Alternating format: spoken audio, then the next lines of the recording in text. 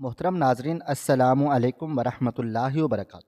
میں ٹک ٹاک پہ ویڈیوز بناتی تھی، لیکن میری ساس کو یہ پسند نہیں تھا۔ وہ ہمیشہ مجھے منع کرتی تو میں ان کی بات نہیں مانتی اور اپنی من مرضی کرتی۔ ایک دن میری ٹک ٹاک پہ کسی لڑکے سے دوستی ہو گئی اور میں دن رات اس سے باتیں کرنے لگی۔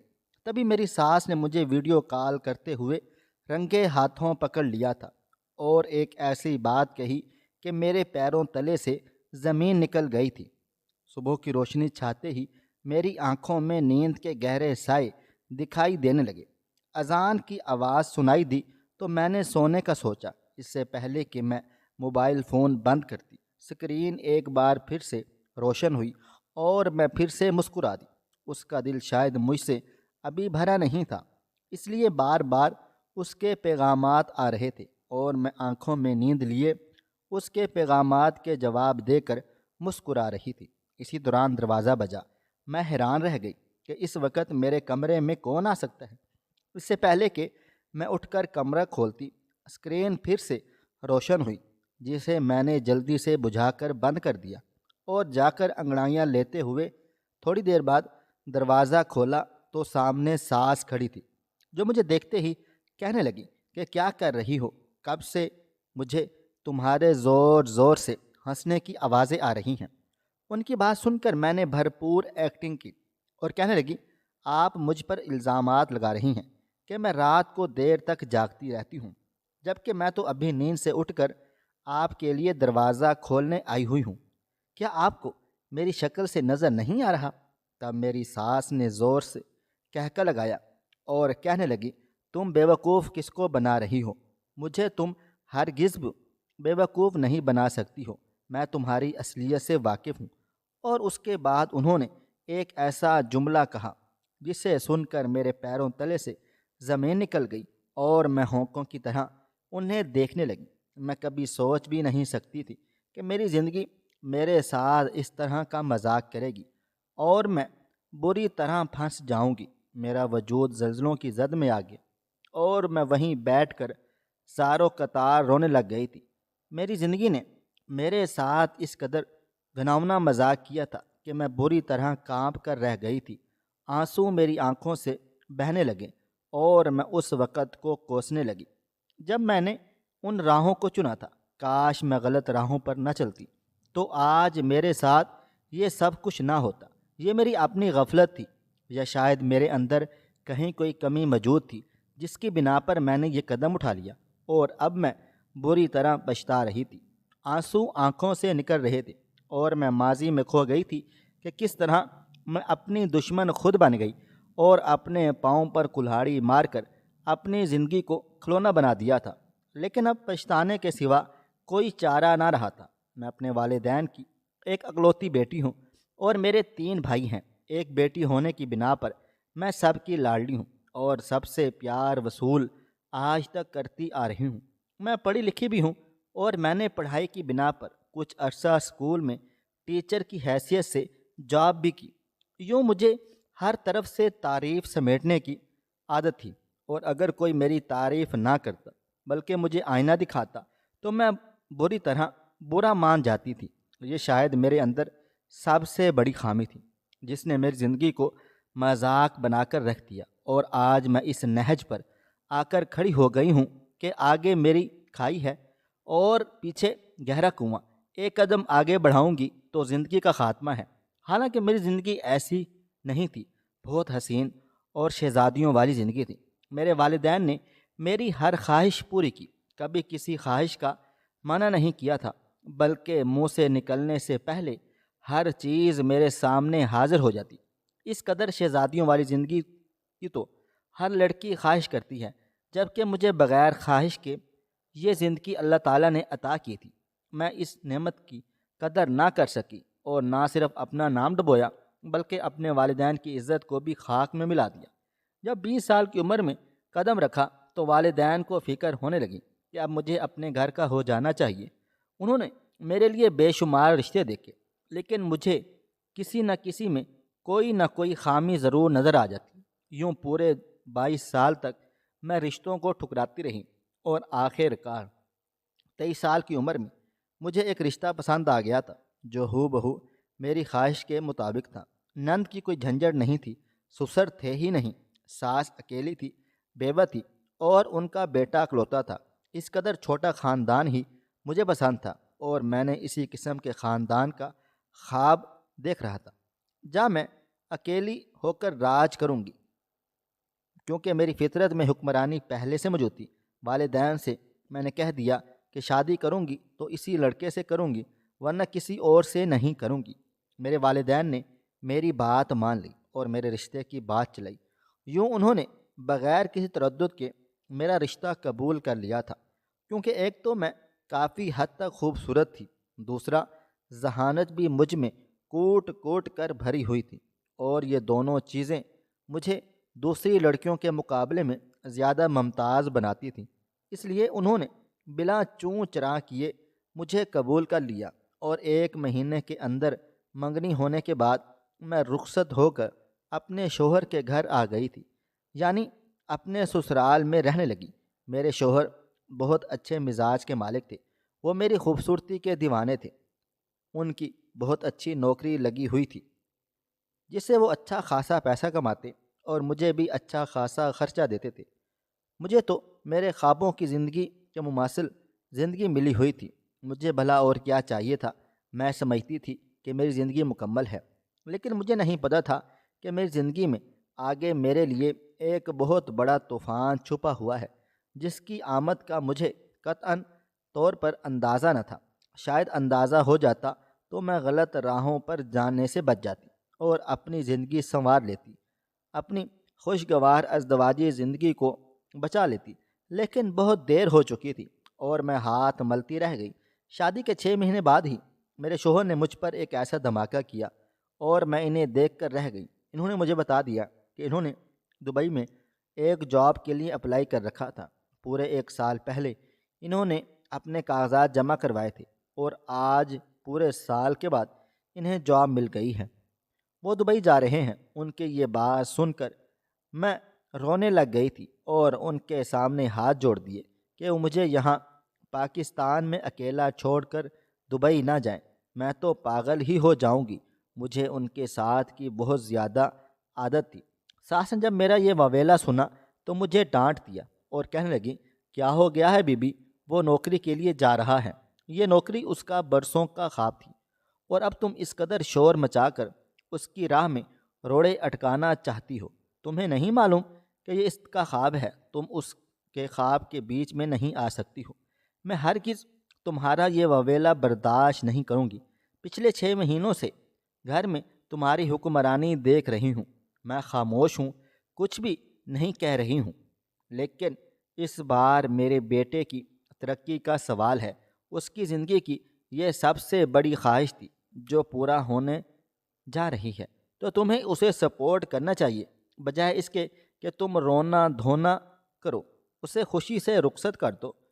وہ تمہیں یہاں چھوڑ کر نہیں جائے گا، بلکہ پہلے وہاں خود سیٹ ہو جائے گا، اس کے بعد تمہیں بھی بلا لے گا۔ مجھ بوڑھی کا بھلا کیا کام ہے؟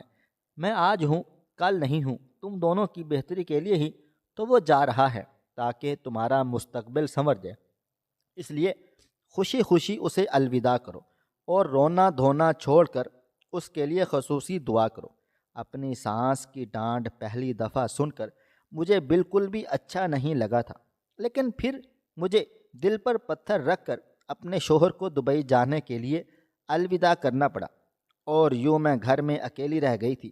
اب میرا معمول تھا کہ میں ہفتے میں 2-3 دن اپنے گھر اور 4 دن اپنی والدہ کے گھر پر رہتی تھی۔ اولاد کی بھی کوئی خوشخبری نہیں تھی، اور میرے شوہر بھی چلے گئے تھے۔ ایسے میں کیسے انتظار کرتی خوشخبری کا؟ اسی لیے صبر کر لیا اور اپنے آپ کو مصروف کرنے کے لیے کچھ نہ کچھ کرتی ہی رہتی تھی۔ لیکن پھر بھی مجھے صبر نہیں آتا، اور نہ زندگی میں پہلے جیسا مزہ آ رہا تھا۔ مجھے ہر وقت اپنے شوہر کی یاد آتی تھی۔ میں جب بھی ان کا فون آتا تو ان کے سامنے روتی ہی رہتی، اور وہ تنگ آ کر فون بند کر دیتے کہ تمہیں تو فون ہی نہیں کرنا چاہیے، تم جب دیکھو روتی ہی رہتی ہو۔ خود میں حوصلہ پیدا کرو، تم واحد عورت نہیں ہو جس کا شوہر کمانے کے لیے باہر گیا ہے۔ ہزاروں عورتوں کے شوہر کمانے کے لیے باہر جاتے ہیں، وہ خوش ہوتی ہیں کہ ان کی زندگی سنور جائے گی۔ تم عجیب و غریب عورت ہو، تمہیں میرے ساتھ کے علاوہ میری ترقی سے کوئی غرض نہیں ہے۔ شاید کہ تم بہت زیادہ خود غرض عورت ہو جو صرف اور صرف اپنا ہی سوچتی ہو۔ ان کی بات سن کر میرا دل بے حد دکھ گیا تھا۔ تب میں نے سوچ لیا کہ اب میں کبھی بھی ان کے فون آنے پر نہیں روؤں گی اور اپنے دل کو مضبوط کر لوں گی۔ میں نے جیسا سوچا تھا ویسا ہی کر دکھایا۔ اب جب بھی وہ فون کرتے تو یا تو میں مصروفیت کا بہانہ کر دیتی یا پھر میں ان سے تھوڑی دیر بات کرنے کے بعد ہی خدا حافظ کہہ دیتی تھی۔ جب وہ خود ہی مجھ سے دور جانا چاہتے تھے تو میں کیوں رو رو کر ان کے لیے ہلکان ہو جاؤں۔ یوں 6 مہینے کا جو خوبصورت ساتھ تھا وہ 2 مہینے میں ہی کہیں گم ہو کر رہ گیا تھا۔ ہم دونوں کے درمیان دوری بڑھ گئی تھی اور میرے شوہر اس دوری کو مٹانا نہیں چاہتے تھے۔ صرف میری ساس کوشش سے تو کچھ نہیں ہو سکتا تھا، اس لیے میں نے بھی کوشش کرنا ترک کر دی اور اپنی زندگی میں مصروف ہو گئی۔ گھر میں سارا دن کام کرنے کے بعد میں فارغ ہوتی، اس لیے موبائل فون میں ہی مصروف رہتی تھی۔ اسی دوران میری اپنی ایک دوست سے ملاقات ہوئی تو اس نے مجھے آئیڈیا دیا کہ تم سارا دن گھر میں بور ہوتی رہتی ہو، تم کوئی ایسا کام کرو جس سے تمہیں خوشی ملے اور تمہاری مصروفیت بھی بڑھ جائے۔ ایسے تو انسان اکیلے رہ رہ کر نفسیاتی ہو جاتا ہے، چنانچہ اپنے لیے کوئی مصروفیت ضرور ڈھونڈ لو، تمہیں آسانی رہے گی۔ اور اس کی بات سن کر مجھے واقعے میں خود پر کسی نفسیاتی مریض کو گمان ہونے لگتا جو سارا دن ایک کمرے میں بند ہو کر موبائل فون ہی چلاتی رہتی، اس کے علاوہ اور کوئی بھی کام نہ تھا۔ اس کی بات سن کر میں نے موبائل فون ہی تلاش کرنا شروع کر دیا اور ایسا کیا کام کیا جائے۔ تب مجھے ٹک ٹاک کا خیال آیا۔ میں نے سوچا کیوں نہ ٹک ٹاک پر مشہوری اختیار کر لی جائے۔ آج کل زیادہ تر اسی کا زمانہ ہے اور لوگ اس پر ویڈیوز بنا کر راتوں رات نہ صرف مشہور ہو جاتے ہیں بلکہ اچھا خاصا پیسہ بھی کما لیتے ہیں۔ میں نے ابھی اس فیلڈ میں قسمت آزمانے کا سوچا اور اپنی ایک پرائیویٹ ویڈیو بنا کر اب اسے اپنی آئی ڈی میں ہی سیو کر لی۔ میں بار بار اسے دیکھتی کہ یہ ویڈیو پبلک کرنے سے کیسی رہے گی، یہاں تک کہ ڈرتے ڈرتے میں نے ویڈیو پبلک کر لی۔ میری آئی ڈی میں میرا کوئی بھی رشتہ دار موجود نہیں تھا، اس لیے کسی کو بھی اس بارے میں پتہ نہ چلا، لیکن پہلی ویڈیو آتے ہی دھوم مچ گئی تھی۔ مجھے بہت زیادہ پسند کیا گیا، لوگوں نے بہت زیادہ تعریف کی۔ حسین تو میں پہلے ہی بہت تھی اور اپنا خیال بھی بہت رکھتی تھی، اس لیے میرے سراپے کا بہت زیادہ شور مچ گیا اور مجھے سراہا جانے لگا۔ میری پہلی ویڈیو پر اس قدر مشہوری کی وجہ سے میرا دل باغ باغ ہو گیا تھا اور میں نے سوچا کیوں نہ میں اس فیلڈ میں ہی اپنا نام کما لوں۔ شوہر کو اپنے پیسے بنانے سے فرصت نہیں تھی تو اسے میرے اکیلے پن کا کوئی خیال نہیں تھا۔ گھر میں صرف ایک ساس تھی، وہ اپنی ہی مصروفیت میں مصروف رہتی، کبھی کوئی وظیفے تو کبھی کوئی نماز تو کبھی قرآن پاک کی تلاوت۔ اس کے علاوہ مجھ سے کم باتیں کیا کرتی۔ مجھے گھر کم اور قبرستان زیادہ لگتا تھا جہاں 2 مردے بھٹکا کرتے تھے، ایک میں اور ایک میری ساس، جو ایک دوسرے سے بات چیت بھی نہ کرتے۔ اس لیے مجھے اپنی دوست کا یہ آئیڈیا پسند آ گیا تھا اور میں نے اپنے لیے ٹک ٹاک کو چن لیا تھا۔ میرے لیے واحد تفریح گاہ ٹک ٹاک ہی تھی جہاں میری الگ دنیا ہی بس گئی تھی۔ اب میں دن رات اسی فکر میں رہتی تھی کہ ایسی کون سی ویڈیو بناؤں کہ لوگ زیادہ سے زیادہ دیکھیں اور میری تعریف کریں، میری مشہوری ہو جائے۔ میں جو پہلے کمرے سے نکل کر کھانا کھا لیا کرتی تھی، اب ٹک ٹاک پر کی بنا پر اپنے کمرے میں ہی کھانا لے کر کھانا شروع کر دیا تھا۔ ساس کو شک ہوا تو انہوں نے مجھ سے 1-2 بار پوچھا بھی کہ تمہاری طبیعت تو ٹھیک ہے نا یا نہیں، آج کل اکیلے کمرے میں کھانا کھا رہی ہو۔ میں نے ان کی بات سنی انسنی کر دی اور کہنے لگی میرے کھانے کی ٹائمنگ میں اور آپ کے کھانے کی ٹائمنگ میں بہت فرق ہے، اس لیے میں نے سوچا ہے کہ اب میں کمرے میں ہی کھا لیا کروں گی۔ حالانکہ یہ بات ہرگز نہیں تھی، میں ہر آدھے گھنٹے میں کوئی نہ کوئی ویڈیو لگایا کرتی تھی، اس لیے میں نے یہ قدم اٹھایا تھا۔ میں نے اپنے بھائی کے ذریعے ٹک ٹاک پر ویڈیوز بنانے کا سارا سامان منگوا لیا تھا۔ پہلے تو وہ حیرانگی کا شکار ہوا اور جب اسے پتہ چلا کہ میں ویڈیوز بناتی ہوں تو اس نے مجھے منع کیا، کہنے لگا تم اپنے شوہر سے پوچھا ہے؟ اگر اسے پتہ چل گیا تو کہیں وہ ناراض نہ ہو جائے۔ میں نے اس کی حیرانی سے دیکھا اور کہنے لگی میرا شوہر بھی تو میری اجازت کے بغیر ہی باہر ملک کمانے گیا ہوا ہے، میرا ذرا دل نہیں تھا کہ وہ باہر کمانے جائے۔ اب میں سارا دن اکیلی کیا کرتی رہوں، اس لیے میں نے اپنے لیے یہ واحد تفریح چنی ہے۔ کسی کو کوئی اعتراض نہیں ہونا چاہیے۔ میرا بھائی یہ سن کر چپ ہو گیا اور پھر اس نے مجھے کچھ بھی نہ کہا تھا۔ تھوڑے عرصے کے بعد میری ساس کو بھی پتہ چل گیا۔ ہوا کچھ یوں تھا کہ وہ مجھ سے کچھ ضروری بات پوچھنے کے لیے میرے کمرے میں آئی تھی۔ دروازہ بند تھا، انہوں نے سوچا کہ لاک ہوگا، اس لیے جیسے ہی انہوں نے دھکا دیا دروازہ کھلتا ہی چلا گیا تھا اور میں موبائل کے سامنے کھڑی ہو کر گانے کے مصرعے بول رہی تھی اور ایکشن کر رہی تھی۔ میری اداکاری دیکھ کر وہ حیران و پریشان رہ گئیں۔ انہیں کچھ بھی سمجھ نہ آیا کہ یہ سب کیا ہو رہا ہے۔ میں نے انہیں دیکھ کر بھی اپنی ویڈیوز نہ روکی۔ مکمل کرنے کے بعد ان سے پوچھا کہ کیا ہوا، آپ کو کوئی کام ہے مجھ سے؟ انہوں نے مجھے کہا کہ ولید کب سے تمہیں فون کر رہا ہے، کہہ رہا ہے کہ شبنم کہاں ہے، مجھے جواب ہی نہیں دے رہی، اور تم یہاں پہ ویڈیو بنانے میں مصروف ہو۔ تمہیں یہ نشہ کب سے لگ گیا ہے؟ یہ انتہائی برا نشہ ہے، باز آ جاؤ۔ ولید کو کبھی بھی یہ بات پسند نہیں آئے گی۔ ان کی بات مجھے بے حد ناگوار گزری اور میں نے ان سے کہا آپ مجھے پیغام دینے آئی تھیں، مجھے پیغام ہی دیں، مشورے مت دیں، مجھے آپ کا مفت کا مشورہ بالکل بھی پسند نہیں آیا ہے۔ انہوں نے میری بات پر کچھ بھی نہ کہا اور اس بات کے 2-3 دن بعد انہوں نے مجھ سے کوئی بات چیت بھی نہ کہی۔ ولید مجھ پر الگ ناراض ہوئے کہ تم نے کیا نیا سیاپا کھولا ہوا ہے، مجھے تمہارا ٹک ٹاک پر ویڈیوز بنانا بالکل بھی پسند نہیں آیا، میں ساری ویڈیوز دیکھ چکا ہوں، تم کس طرح ویڈیوز بناتی ہو، آئندہ میں تمہیں اس طرح ٹک ٹاک پر ویڈیوز بناتے نہ دیکھوں۔ ان کی دھمکی سے میں باز نہ آئی اور الٹا انہیں الزام دینے لگی، کہنے لگی اگر آپ چاہتے ہیں کہ میں ٹک ٹاک چھوڑ دوں تو آپ بھی اپنی دبئی کی جاب چھوڑ کر میرے پاس آ جائیں، میرے پاس آپ کی مصروفیت ہوگی تو مجھے اس پاس کی کسی چیز کا علم نہیں ہوگا، اور اگر آپ کی دبئی کی جاب چھوڑ کر نہیں آ سکتے تو پھر مجھے بھی کسی چیز سے منع نہیں کر سکتے۔ آپ نے جس طرح اپنے جاب کے سلسلے میں من مانی کی ہے، میری نہ سنی، میں بھی ٹک ٹاک کے معاملے میں اپنے دل کی سنوں گی، اور آپ کی کسی بات کی مجھے کوئی پرواہ نہیں ہے۔ یہ بات میں نے روتے ہوئے کہی تھی تاکہ انہیں احساس ہو اور وہ واپس میرے پاس آ جائیں، تاکہ میں اپنی پہلے جیسی حسین زندگی گزار سکوں، لیکن انہوں نے فون ہی بند کر دیا تھا اور کئی دن تک مجھے فون نہ آیا۔ کیا مجھے بھلا ایسے اعتراض ہو سکتا تھا؟ مجھے اس طرح سے ایک دن سکون ہی آ گیا اور میں پورے جوش و تن دہی کے ساتھ ویڈیوز بنانے لگ گئی۔ میں نے محسوس کیا تھا کہ میری ہر ویڈیوز میں ایک شخصیت ایسی تھی جو ضرور تعریف کرتی اور میری ہر ویڈیوز کو ضرور دیکھا کرتی۔ میں نے اس شخصیت کو ٹک ٹاک پر تلاش کیا تو پتہ چلا کہ وہ کوئی 26 سال کا نوجوان لڑکا تھا جس کو مجھ سے ملنے کا بڑا اشتیاق تھا۔ وہ میرا بہت بڑا مداح تھا، اسے میری ویڈیوز بہت پسند آتی تھی۔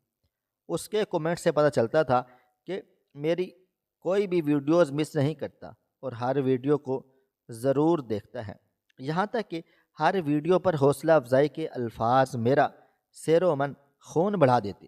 میں نے اس سے بات چیت کرنا شروع کی اور اس نے مجھے بتایا کہ وہ بھی دبئی کا رہائشی ہے اور مجھے بہت زیادہ پسند کرتا ہے۔ مجھے اس کا یوں سراہا جانا بہت اچھا سا لگا اور یوں ہماری دوستی ہو گئی۔ میں اپنے شوہر سے زیادہ سمیر کے میسج کا انتظار کرتی۔ جب تک میری ویڈیو پر اس کا کوئی پیغام نہ آ جاتا تو میں سارا دن موبائل فون کی اسکرین لے کر بیٹھی رہتی تھی، یہاں تک کہ میری ہر ویڈیوز اب اسی کے نام ہوا کرتی۔ میں اپنی ویڈیوز میں اسے کوئی نہ کوئی پیغام ضرور دیتی رہتی اور وہ سمجھ کر جب مجھے پیغام بھیجتا تو میں بہت زیادہ خوش ہو جاتی۔ میں نے یہ بھی نہ سوچا کہ میری ازدواجی زندگی اس کی وجہ سے کس قدر متاثر ہو رہی ہے۔ میری زندگی میں موجود میرے چاہنے والے مجھ سے دور ہو رہے ہیں اور میں انہیں خود سے الگ کر رہی ہوں۔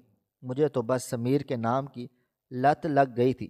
جب تک اس کا نام اپنی ویڈیوز پر نہ دیکھتی مجھے سکون ہی نہ آتا تھا۔ مجھے ایسا لگتا کہ اس کے پیغام سے میں مکمل ہو گئی ہوں۔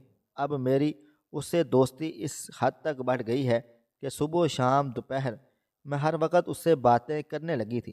میں نے ٹک ٹاک پر ویڈیوز بھی کم ڈالنے لگی۔ وہ مجھے کام کرنے پر اصرار کرتا ہے اور کہتا، شبنم تم بہت خوبصورت ہو، تمہارے شوہر کو تمہاری خوبصورتی کا کوئی اندازہ نہیں، اس لیے وہ تم جیسی جوان اور حسین لڑکی کو یوں پاکستان میں اکیلا چھوڑ کر دبئی میں رہ رہا ہے۔ شاید کہ تمہارا شوہر بہت کم عقل ہے کہ اپنی اس قدر خوبصورت بیوی کو اس نے اکیلا چھوڑا ہوا ہے۔ میں ہوتا تو ایسا کبھی نہ ہونے دیتا۔ میں دن رات تمہارے ساتھ ہی رہنے کو ترجیح دیتا۔ میں کبھی باہر جا کر تم سے جدائی کا تصور بھی نہیں کر سکتا تھا۔ اس کی یہ بات سن کر مجھے بہت افسوس ہوتا ہے کہ کہیں میں نے شادی کرنے میں کوئی غلطی تو نہیں کر لی، یا میں نے اپنے شوہر کا انتخاب میں جلد بازی کی ہو۔ دن رات وہ اسی طرح مجھے سراہتا رہتا اور کہتا کہ میں تم سے محبت کرتا ہوں۔ اگر تمہارے شوہر کا کانٹا ہماری زندگی میں نہ ہوتا تو تم میری ہو چکی ہوتی۔ میں اس کی اس بات پر دن میں کئی بار روتی رہتی کہ شاید میں نے جلد بازی میں غلط فیصلہ لے لیا ہے اور اب میں پچھتا رہی ہوں۔ اس دوران میرے شوہر کا فون آتا تو میں بہانہ کر دیتی کہ میں سو رہی ہوں یا میں کوئی کام کاج کر رہی ہوں، میں کپڑے دھو رہی ہوں، کھانا بنا رہی ہوں۔ یوں انہوں نے تنگ آ کر فون کرنا ہی بند کر دیا اور پورے ایک ہفتے تک انہوں نے مجھ سے کوئی بات چیت نہ کی۔ جب مجھے لگا کہ پانی سر سے اوپر گزر چکا ہے اور انہیں میری ذات پر شک ہو گیا ہے تو میں نے انہیں خود سے فون کیا۔ وہ مجھ پر غصے میں بپھرے بیٹھے تھے۔ کہنے لگے، تمہیں ہو کیا گیا ہے؟ پہلے تم میرے یہاں آنے کی وجہ سے دن رات روتی رہتی تھی اور اب مجھ سے اس قدر بیگانہ ہو گئی ہو کہ میری شکل تک دیکھنا گوارا نہیں کرتی۔ تمہیں ذرا برابر بھی احساس ہے کہ میں تمہارے لیے اور اپنے بچوں کے لیے کس قدر محنت مشقت کر رہا ہوں، اور تم ہو کہ مجھے اپنی زندگی سے نکال بیٹھی ہو۔ ان کی بات سن کر مجھے احساس ہوا کہ خطرے کی گھنٹی بج رہی ہے۔ انہیں میرے رویے کا احساس ہو گیا ہے، اس لیے میں نے ان سے اپنے رویے کی معافی مانگی اور کہنے لگی، میں بس آپ کے دور جانے کی وجہ سے آپ سے شدید ناراض ہوں، اسی وجہ سے ٹھیک سے بات چیت نہیں کرتی، لیکن اب مجھے احساس ہو گیا ہے کہ آپ نے واقعہ میں بہت محنت کرتے ہیں۔ آپ مجھے یہ بتائیں کہ آپ واپس کب پاکستان آ رہے ہیں؟ انہوں نے میری اس بات کا کوئی جواب نہ دیا اور فون بند ہو گیا۔ میں نے صد شکر ادا کیا کہ فون بند ہوا، کیونکہ سمیر کا بار بار فون آ رہا تھا۔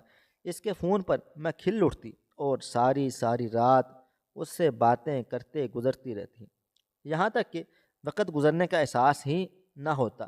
میری ساس سمجھ چکی تھی کہ مجھے 2-3 بار ٹوک چکی، لیکن مجھے ان کی بات کا کوئی اثر نہ ہوا۔ میں نے سوچ لیا کہ وہ زیادہ سے زیادہ کیا کر سکتی ہیں، وہ میرے شوہر کو میرے خلاف بھڑکائیں گی اور میں اپنی حسین صورت پر آنسو سجا کر اپنے شوہر کا دل نرم کر لوں گی۔ اس لیے مجھے ان کی طرف سے کوئی فکر نہیں تھی۔ لیکن ایک رات میں دیر تک سمیر سے بات کرتی رہی، یہاں تک کہ میرے دروازے پر دستک ہوئی۔ میری آنکھوں میں نیند بھری ہوئی تھی، یہ کوئی فجر کا وقت تھا۔ مجھے حیرانی ہوئی کہ اس وقت میرے دروازے پر بھلا کون ہو سکتا ہے۔ دروازہ کھولا تو ساس کھڑی تھی۔ میں نے ان سے پوچھا، آپ کو کیا کام ہے؟ انہوں نے میری طرف کڑے تیوروں سے دیکھا اور کہنے لگی، تم جو کچھ بھی کر رہی ہو میں اس سے بے خبر نہیں ہوں۔ باز آ جاؤ، ابھی بھی تمہارے پاس وقت ہے، ورنہ ایک دن آئے گا تم بری طرح پچھتاؤ گی۔ ان کی بات سن کر میں نے ان سے کہا کہ آپ مجھ پر غلط الزام لگا رہی ہیں۔ میں کسی قسم کی بھی غلط راہوں میں نہیں چل رہی ہوں اور اس وقت میں سو رہی تھی۔ آپ کا شک بے جا ہے، نہ جانے آپ کے دماغ میں کیا چلتا رہتا ہے۔ انہوں نے میری بات سنی، کہکا لگا کر ہنسی اور کہنے لگی، قسم کھاؤ کیا تم سمیر سے بات نہیں کرتی؟ ان کی بات سن کر میں نے انہیں پلٹ کر یوں دیکھا جیسے مجھے کرنٹ لگ گیا ہو۔ کیا ہوا؟ اس قدر حیرانگی سے کیوں دیکھ رہی ہو؟ میں نے کوئی غلط بات کہہ دی؟ مجھے بس یہ بتاؤ، کیا تم سمیر سے ساری رات بات نہیں کرتی ہو؟ ان کی بات پر میں بس گنگ ہو کر انہیں دیکھنے لگی تھی کہ انہیں کیسے پتہ چلا۔ وہ میرے کمرے میں آ کر کرسی پر بیٹھی اور کہنے لگیں، دیکھو بیٹا، میں نے یہ بال دھوپ میں سفید نہیں کیے۔ تمہیں کیا لگتا ہے کہ سمیر واقعی میں تمہارا دیوانہ ہے؟ اب میں تمہیں ایک راز کی بات بتاتی ہوں۔ سمیر کوئی اور نہیں بلکہ نصرت جہاں ہے، اور نصرت جہاں تمہیں اچھی طرح پتہ ہے کون ہے۔ نصرت جہاں تمہاری ساتھ یعنی کہ میں ہوں۔ ان کی اس بات پر میں زمین پر بیٹھتی چلی رہ گئی اور انہیں خالی خالی نگاہوں سے دیکھنے لگی۔ یہ آپ کیا کہہ رہی ہیں؟ میں ایسا ہرگز نہیں ہو سکتا۔ میرے منہ سے آواز نہیں نکل رہی تھی اور میری حالت دیکھ کر انہوں نے خوب مزہ اٹھایا۔ کہنے لگی، تم کیا سمجھتی ہو کہ مجھے موجودہ دور کی کسی بھی چیز کی سمجھ نہیں آتی؟ تم غلط ہو۔ تمہاری زندگی کو بچانے کے لیے میں نے ہر چیز سیکھی، اور جب مجھے پتہ چلا کہ ایک نوجوان تمہارا دیوانہ ہے تو میں نے اسی کا لبادہ اوڑھ کر تمہیں سوشل میڈیا پر بے وقوف بنا دیا تاکہ زندگی بھر کا سبق یاد کر سکوں۔ اور اب سمیر تمہارے سامنے کرسی پر بیٹھا ہے۔ کہو، کیا کہنا چاہتی ہو؟ ان کی بات سن کر مجھے رونا آنے لگا۔ میرے ساتھ کس قدر دھوکہ کیا گیا تھا، مجھے وہ ساری باتیں یاد آنے لگیں جو میں نے سمیر سے کی تھیں۔ وہ وعدے، وہ قصے، وہ محبت، وہ سب کچھ جھوٹا تھا، اور سمیر کے پیچھے نصرت جہاں تھی جو میری اپنی سانس تھی۔ انہوں نے میری اس قدر بری حالت دیکھی تو میرے کندھے پر ہاتھ رکھ کر کہنے لگی، یہ سب کچھ میں نے اپنے پیارے بیٹے کے لیے کیا گیا ہے۔ میں تمہاری وفاداری دیکھنا چاہتی تھی، اور میں اچھی طرح دیکھ چکی ہوں تم میرے بیٹے سے کس قدر وفادار ہو۔ ایسی وفادار بیوی کا اس دنیا میں ہونا نہ ہونا بہتر ہے۔ اس لیے میں تمہیں ایک اور بھی سچ بتانا چاہتی ہوں کہ میرے منع کرنے کے باوجود بھی تم نے سب کچھ کیا کہ تمہیں اس کی سزا ضرور ملے گی۔ میں نے یہ ساری بات تمہارے شوہر کو بھی بتا دی ہے۔ اب اس کا جو فیصلہ ہوگا وہ تمہیں قبول کرنا ہوگا۔ یہ کہتے ہی انہوں نے ہاتھ میں لفافہ پکڑا، میرے آگے کر دیا تھا، اور کہنے لگی، اسے کھولو اور پڑھو، اس میں کیا لکھا ہے مجھے خود نہیں پتہ۔ اس نے تمہارے لیے کیا بھیجا ہے، ساری حقیقت سامنے پتہ چل جائے گی۔ کہ میں نہیں جانتی کہ اس کاغذ میں کیا ہے، تم خود ہی پڑھ کر سمجھ جاؤ۔ میں نے کانپتے ہاتھوں کے ساتھ جب وہ کاغذ کھولا اور اسے اپنی نظروں کے سامنے کیا تو پتہ چلا کہ میرے شوہر ولید نے مجھے طلاق دے ڈالی ہے۔ میں پھٹی پھٹی نگاہوں سے ان کاغذات کو دیکھنے لگی اور اپنی ساس کی طرف دیکھ کر کہا، یہ آپ نے میری زندگی کے ساتھ کیسا کھیل کھیلا؟ میں آپ کے لیے اس کو کبھی بھی معاف نہیں کروں گی۔ انہوں نے مسکرا کر مجھے دیکھا اور کہا، معاف کرنے کا وقت گزر چکا ہے۔ تمہیں جو اپنی ذات کے حوالے سے گھمنڈ تھا، آج تمہارا وہ گھمنڈ مٹی میں مل چکا ہے۔ میں نے تمہیں بارہا منع کیا تھا کہ تم باز آ جاؤ، لیکن تم باز نہ آئی۔ بھلا میں ایسی لڑکی کو کیسے اپنے بہو کے روپ میں قبول کر سکتی ہوں جس میں وفا نام کی کوئی چیز نہیں ہے، اور جس نے اپنے شوہر کی غیر موجودگی میں اس کی امانت میں خیانت کی ہو۔ اب بہتر یہی ہے کہ یہاں سے نکل جاؤ اور جا کر اسی سمیر کی تلاش کرو جس کی محبت میں پاگل ہو کر تم نے میرے بیٹے ولید کو ٹھکرا دیا اور اس کا دل توڑ ڈالا تھا۔ حالانکہ وہ تمہارا محرم تھا، لیکن تم نے محرم کی بجائے نامحرم سے دل لگایا تھا۔ تمہاری یہی سزا ہونی چاہیے۔ کہ میں کافی دیر تک وہیں بیٹھی روتی رہی تھی، یہاں تک کہ انہوں نے جب مجھے آخری بار کہا کہ اب یہاں سے دفع ہو جاؤ، میں کھڑی ہوئی، اپنا سامان باندھا اور ڈبڈبائی نظروں سے اپنے اس گھر کو دیکھا جو جنت نظیر تھا اور جسے میں نے اپنے ہاتھوں سے دوزخ نما بنا ڈالا تھا، اور اب میں اس کی حدت سے ڈر کر میں وہاں سے دور چلی جا رہی تھی۔ یہ میں نے اپنی زندگی کے ساتھ کیا سے کیا کر دیا تھا۔ شاید مجھے خود پر جو غرور تھا، اسی غرور نے مجھے کہیں کا نہیں چھوڑا تھا۔ شاید میں اس بات کو قبول کر ہی نہیں سکتی تھی کہ ولید مجھ سے الگ بھی ہو سکتے ہیں اور میں ان سے بدلہ لینے کے لیے یہ سب کچھ کیا ہے۔ لیکن میں یہ بھول گئی تھی کہ بدلے کی آگ مجھے ہی جھلسا رہی ہے اور میری زندگی کو جہنم بنا گئی ہے۔ اب میرے پاس پچھتاوے کے سوا کچھ بھی نہیں ہے۔ میں اپنے گھر والوں کی نظر میں بھی گر گئی ہوں۔ جو محبت مجھے پہلے ملتی تھی اب ویسی ہی نفرت میرے حصے میں آ گئی ہے۔ میں نے ہر چیز سے توبہ طائب کر لی ہے، لیکن جو پچھتاوا میری زندگی میں لکھ دیا گیا ہے میں اسے کبھی اپنی زندگی سے نہیں نکال سکتی ہوں۔ اب یہی میری زندگی کا ایک اہم حصہ بن چکا ہے اور مجھے عمر بھر اسی کے ساتھ جینا مرنا ہے۔ خواہش صرف اتنی ہے کہ کچھ الفاظ لکھوں جس سے کوئی گمراہی کے راستے پہ جاتے جاتے رک جائے، اور نہ بھی رکے تو سوچ میں ضرور پڑ جائے۔ پیارے دوستو، امید کرتا ہوں کہ آپ کو یہ ہماری کہانی پسند آئی ہوگی۔ کہانی پسند آئی ہو تو ویڈیو کو لائک کریں، کومنٹس کریں، شیئر کرنا بالکل بھی نہ بھولیں۔ اور ہاں، اگر آپ لوگ اس چینل کو نئے ہیں تو اس چینل کو سبسکرائب ضرور کریے گا اور نوٹیفیکیشن کو ضرور دبا دیجیے گا تاکہ آنے والی کہانی سب سے پہلے آپ کو مل سکے۔ ملتے ہیں کل ایک نئی اور دلچسپ کہانی کے ساتھ۔ اللہ حافظ۔